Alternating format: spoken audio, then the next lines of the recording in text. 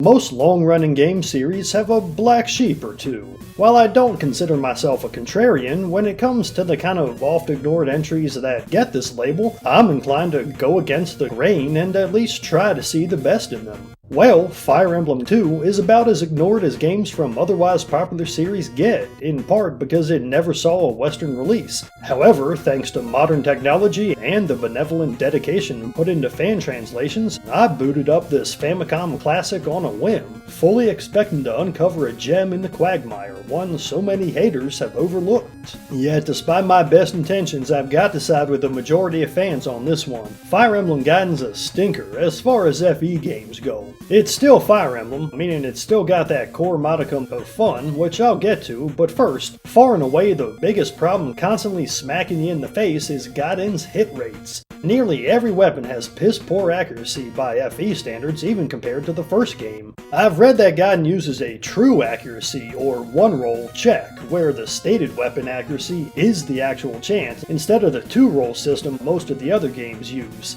I won't go into the details here, but basically in most FE games, if the stated accuracy is above 50%, the real accuracy is actually higher than what's listed, producing results closer to players' irrationally human expectations. That's not the case here, and it's instantly noticeable. You do get better weapons eventually, but only one at a time, and on large maps with large squads you hardly notice the improvement. Not being able to hit the broadside of a barn would consistently kill any excitement or momentum the game manages to gather. Battles in Gaiden feel like a chore. Sprawling maps with multiple large groups of enemies crop up often, and with 5 chapters, each featuring tons of mandatory battles, it all feels like too much given the heavy reliance on RNG. It's no help that Gaiden retains the general slowness of gameplay from the first game.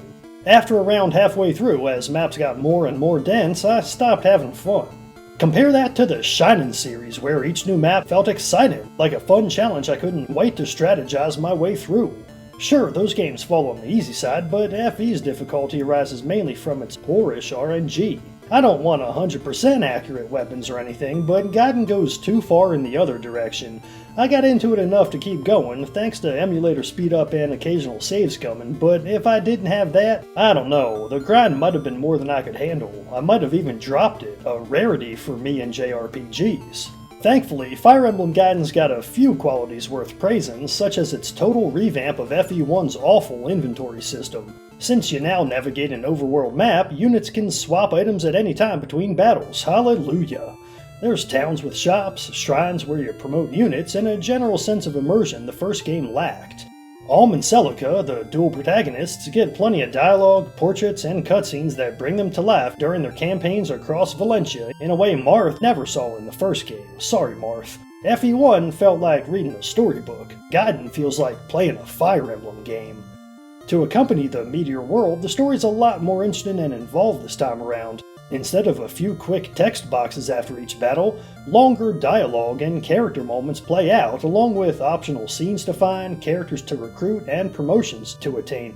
Discovering Alm and Celica's roles in what turns out to be the endgame of a historic clash between humans and gods is pretty heavy stuff for a NES game and falls more in line with what I'd expect from a modern Fire Emblem. I mentioned this in my video on FE1, and it again applies here. I'm astounded by how many elements of modern Fire Emblem intelligent systems had figured out all the way back in the early 90s. You've got 2 separate armies that fight their own battles with only occasional overlap, non-linear exploration of a world, and an epic campaign with multiple rug pulls and new big bads emerging.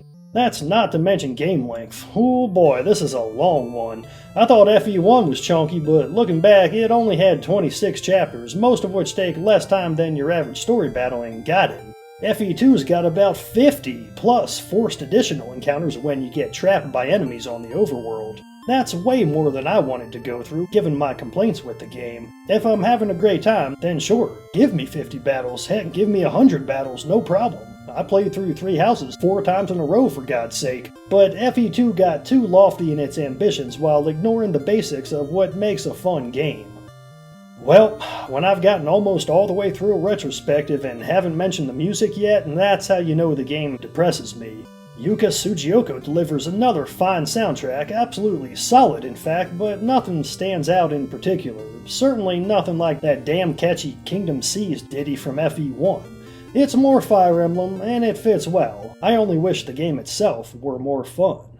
Thanks for watching. I've been Leon from RPG Haven. Leave a like for that algorithm, subscribe for more videos on RPGs of all kind, let me know your thoughts on Fire Emblem Gaiden in the comments, and have a blessed day.